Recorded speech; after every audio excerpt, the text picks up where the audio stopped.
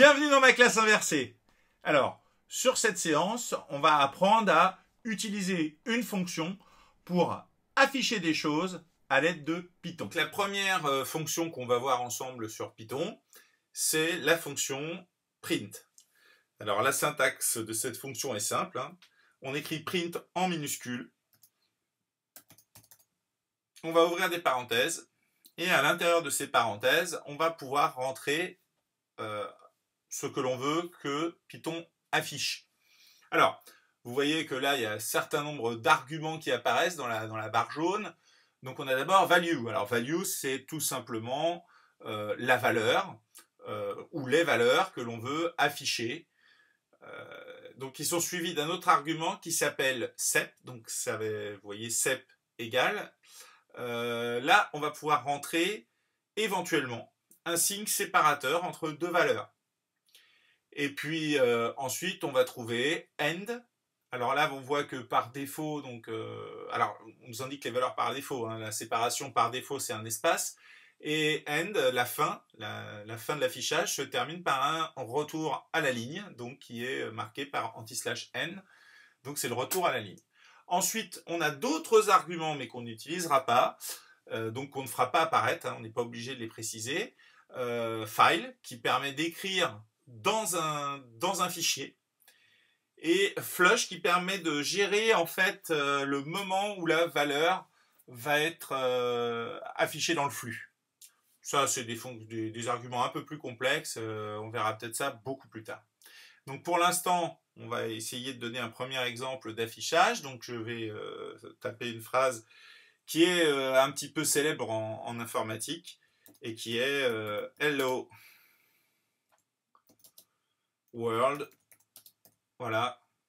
Et donc quand je fais ça, je vois que en retour, eh bien, effectivement, j'ai affiché Hello World et je me suis donc qui est suivi d'un retour chariot, d'un passage à la ligne.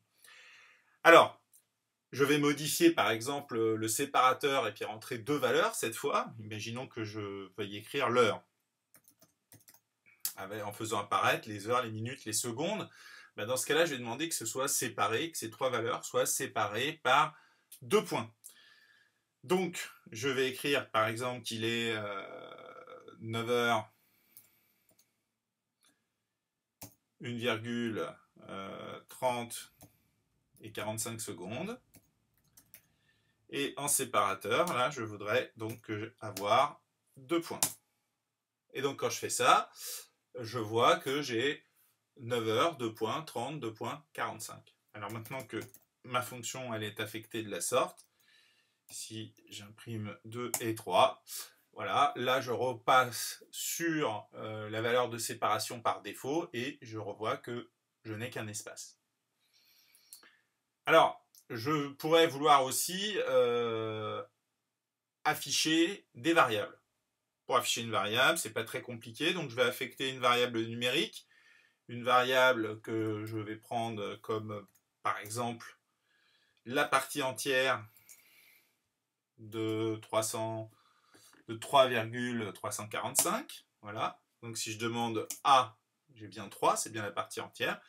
Et je peux évidemment l'afficher également avec la fonction print. Alors, si je veux afficher tout simplement le A, hein, j'indique que je veux afficher uniquement une chaîne de caractères. Alors, il faut faire attention parce que print renvoie de toute façon, même quand j'écris print A, en fait, le 3 qui apparaît n'est pas un 3 pris dans le sens numérique, mais vraiment une chaîne de caractères. Hein. Print transforme la valeur en chaîne de caractères et renvoie le 3. Voilà, donc on peut également écrire des calculs, demander d'afficher le résultat d'un calcul, hein, 2 plus 4 par exemple, ça renvoie 6. Alors, à noter que, donc on avait vu dans une vidéo précédente les signes opératoires, on peut utiliser certains signes avec des chaînes alphanumériques, mais ça ne va pas avoir évidemment les mêmes effets qu'avec du calcul. Si j'écris par exemple hello et que j'écris plus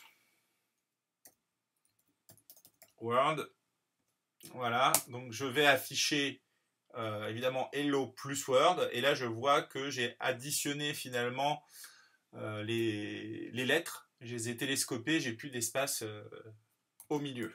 Donc voilà pour cette commande. Alors, quelle différence entre Python 3 et Python 2? Bah, en fait, dans Python 3, print est une fonction, donc elle s'écrit avec des parenthèses.